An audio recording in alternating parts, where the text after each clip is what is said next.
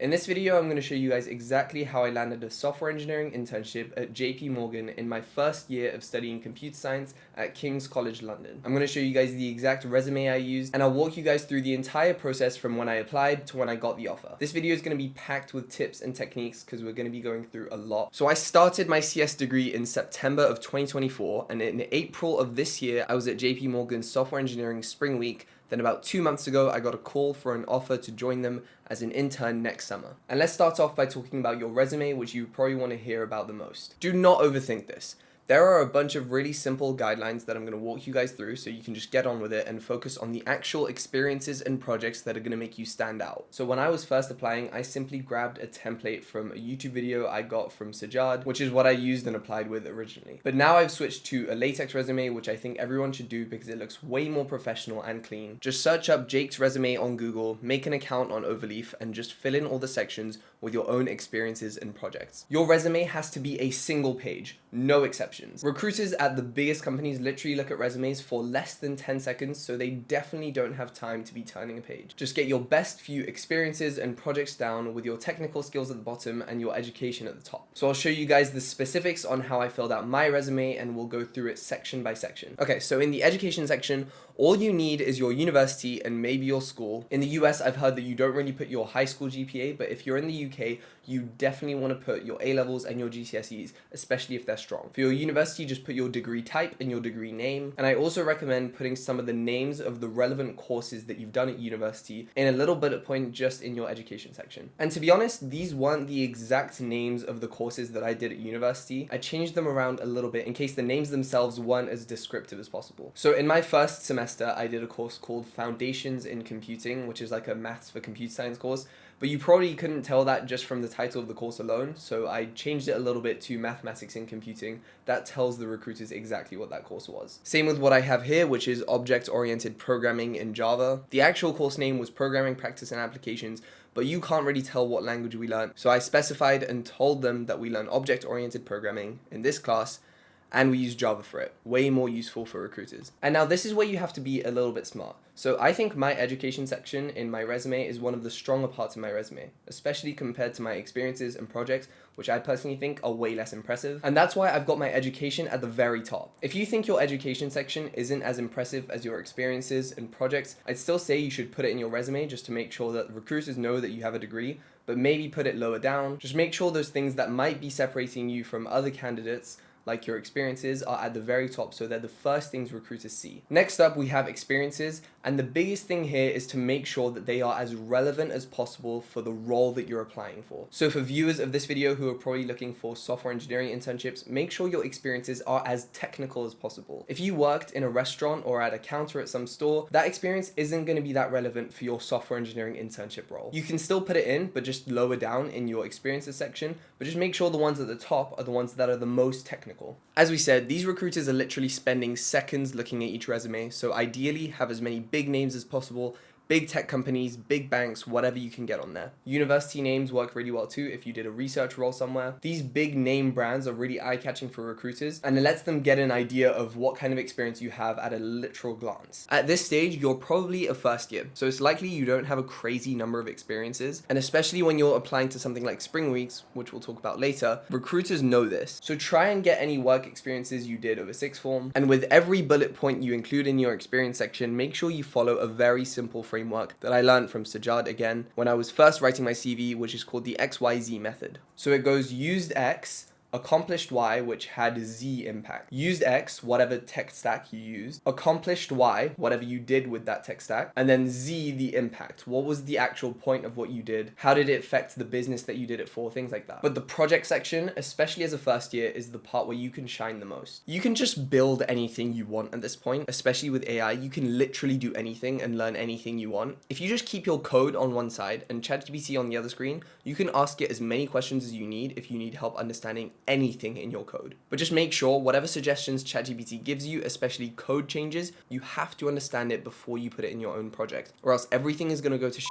I learned this one from experience. But back to your project section. Similar to your experiences, you want to make sure you actually talk about the impact of the things you did as much as possible. And even though most of these projects are probably independent, you can still put in some words that might catch a recruiter's eye and make them aware of the kind of skills that you're capable of. If you use some kind of API, make sure to mention that. If you achieved some kind of statistic, then make sure to mention that as well. Recruiters love seeing numbers in your resume, and bonus points if you can bold those numbers so that they're the first things that the recruiters are seeing. Again, try and keep your projects as relevant as possible, although if you have one or two things that aren't completely technical, you can still add them, but just at the bottom of your project section. Okay, now it's a good time to tell you guys that recruiters in your resume want to see something special about you, something that no other candidate is going to have, that's going to make them remember you. And for me, I feel like that was this YouTube channel that I talked about a little bit in my resume. Obviously, it's not all that relevant, it's not completely technical, but I do make like the occasional tech video on this channel, and it's a nice thing to show my speaking skills and project management skills and all that jazz. So try and find something that's really unique that you might have done that no one else is going to have anything similar to it in their resume. Those are the kinds of things that separate you, and I'm sure a bunch of you have done a bunch of crazy things when you were kids. So just include those really cracked projects or side hobbies that you had,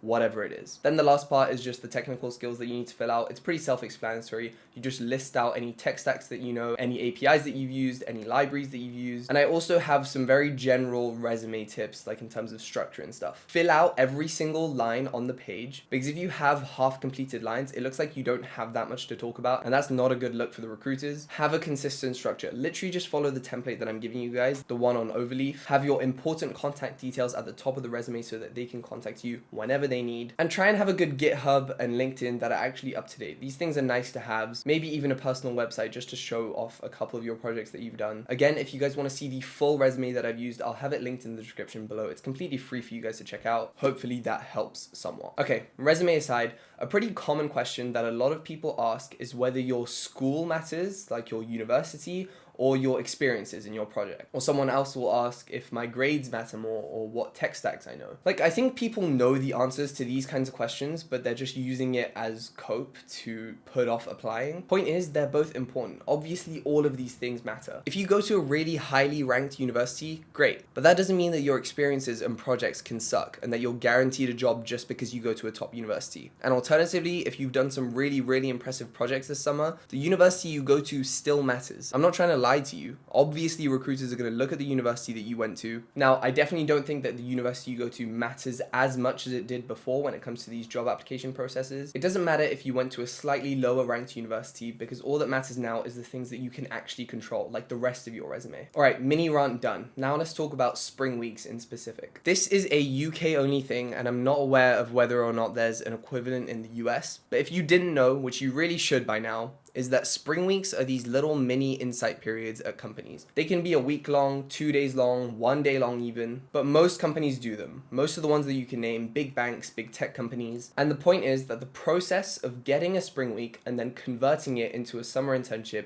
is way easier than just cold applying to a summer internship without already being in that company's pipeline. Okay, so my exact pipeline was from spring week, the April of this year, to an internship offer, which starts summer of 2026. If you're in your first year of university and you're looking to break into any field relating to tech, finance, or even law as well, I think, spring week should be your biggest focus. They're basically these week-long insight periods where the company will show the spring interns their way around the company, how their tech works, how it's like working for them, and they might even give you a couple projects to do throughout your time there. You have to apply to every single one of these. Getting an internship in your first year of university is really tough, especially for the summer of that first year, because all of these companies are mainly prioritizing the second years. I'm not saying it's not possible. You should definitely apply, give it your best shot, because many have already done it, and it'll give you a lot of good, useful experience for applying to these jobs, because applying to these jobs is like a skill. You need to learn it and you get better the more you apply to them. But you should definitely apply to every single spring week that you can, because these are the easiest ways of getting those summer internships. But don't think that spring weeks are easy to get. They are still a very competitive process. They have their own CV screenings and stages of interviews, whether it's like an online assessment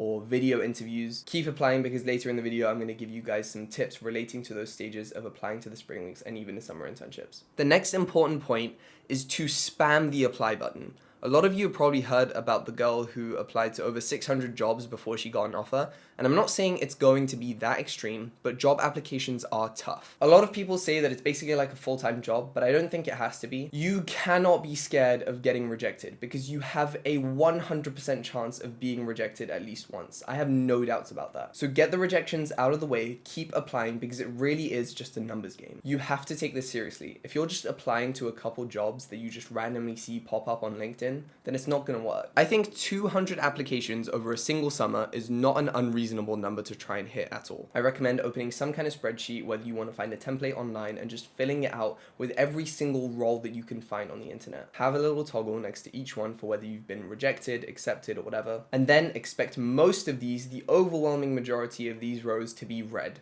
that you got rejected, because that's just how it is. But the important thing is that you only need one company to say yes to you. I used to watch a bunch of YouTube videos just like this one, and even the smartest, hardest working, most talented people were applying to 100, even 200 plus internships and ending up with only like 4 offers. And I'd say that's pretty impressive. The 2 best resources you can use for this application stuff is one, Bristol Tracker, which is now called Tracker. Super popular spreadsheet with all the spring weeks and all the internships, even grad programs, and LinkedIn jobs. Don't forget about those, so just get applying. All right, next up we have LeetCode. This is for that technical stage of those spring week and internship applications. Everyone's got to do it. You might hate it. You might find it helps you a lot, but it doesn't matter what you think because solving problems like these is the best way to master data structures and algorithms. Okay, it's really simple. You just have to plan out a time of day where you're going to get your LeetCode done every day. Try and aim for around 2, however many you can do. Consistency is more important than just getting in a bunch of random LeetCode sessions every now and then. Part of my spring week application for JPM was a couple coding problems, which were quite easy to be fair,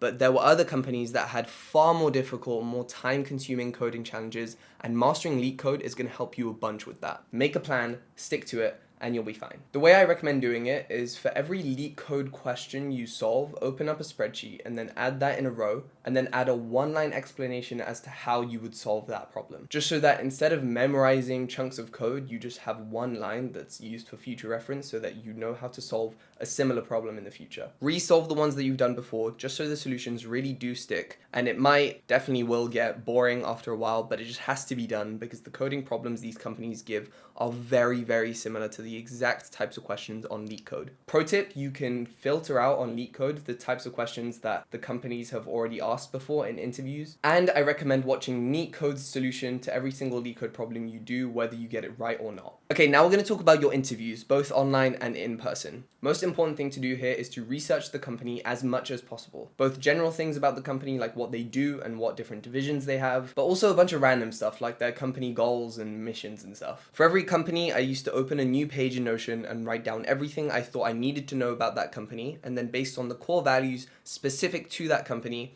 I would make up an answer to common questions that could be asked. Just make sure you know what the company does, what kind of tech they use, what tech stacks they have, and what are the big things that they invest a lot of money into, stuff like that. And then try and plan and build your answers around those specific attributes of each of those companies. In this section of the process, try and make your answers really personal and unique. Try and include things that you've done to demonstrate why you would be a good fit at the company. And then for online assessments, which are basically the little IQ tests that they give sometimes, I can't really give that much advice, to be honest. You'll get better at these the more you do and the more companies you apply to, so just keep trying them and don't worry about failing the first couple you do. They can also give a very different style of online assessment, which could be something like a job simulation, and this is when that stuff about the company values and stuff becomes really important. And when you're answering, you want to think about how the ideal employee would act, because as much as people want to tell you that there isn't a correct answer for these types of questions, there kind of is. Referrals are also super self-explanatory. If you know someone from the company, add them as a referral because then the company can go to them and ask about you.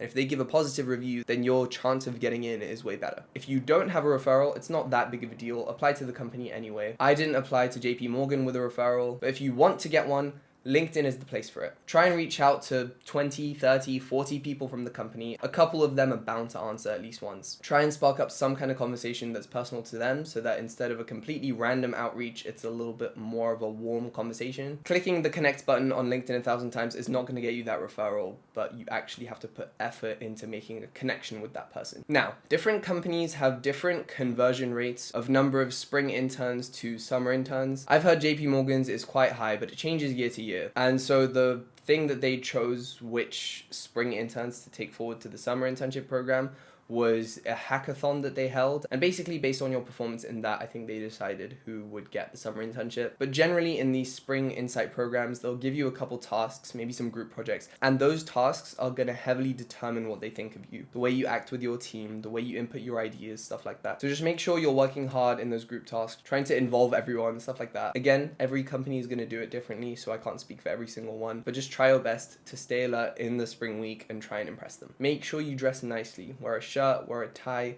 even a suit. It goes a long way. Speaking of which, all the classic corny stuff, speak enthusiastically, have a smile, be confident, all that stuff. But yeah, that's most of my tips basically wrapped up. I also quickly want to raise the point that you can apply to a bunch of startups as well. The job market is tough, there's no doubt about that, but aside from the huge companies that you're probably looking at, a bunch of startups are also definitely looking for interns because they want like these new perspectives for their company. Give a go at applying to some of them. YC has a bunch of roles that are pretty often open, and another company I think is really good is Well Found, where a bunch of startups go who are looking for interns. I also want to give a huge shout out to some of my favorite creators who helped me throughout my whole journey of making my resume and applying to all these internships. So Sajad, Aman, NeetCode, I'll link all of their channels in the description. Check them all out, they're amazing. Wouldn't have anywhere near as much knowledge as I do now about this whole process, so huge thanks to them. And thank you guys so much for watching this video as well. Hopefully you found something in here useful, at least one of the tips. If you guys have any other questions, make sure to leave them in the comments and I'll try and answer as many as possible. Have a good rest of your day and I'll see you guys in the next video.